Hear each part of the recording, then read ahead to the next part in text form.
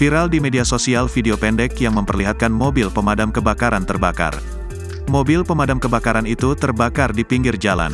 Tampak mobil pemadam kebakaran terbakar itu membuat warga sekitar dan pengguna jalan lain panik. Tak sedikit warga yang berteriak untuk memadamkan api di mobil pemadam kebakaran. Petugas terlihat juga menggerakkan selang di mobil tersebut untuk memadamkan api. Peristiwa itu menjadi perhatian netizen setelah dibagikan akun Instagram @lambe_turah. Dalam video singkat tersebut terlihat mobil pemadam berhenti di tepi jalan dan terlihat api menyala di bagian belakang mobil. Sayangnya meski banyak mobil yang lalu lalang namun tak ada satupun warga yang membantu. Petugas pun berusaha untuk memadamkan api dengan menarik selang. Bahkan, sopir pemadam kebakaran keluar dan lari dari mobil.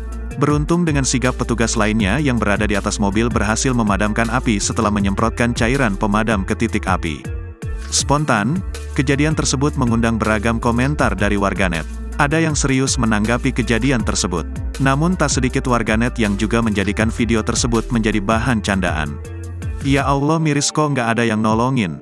Padahal mobil pemadam kebakaran gersep nolongin warga kalau terjadi kebakaran, tulis warganet. Definisi sering nolongin orang, giliran susah nggak ada yang nolongin, timpal warganet lain. Suara sudah pilih, sudah pilih tangan.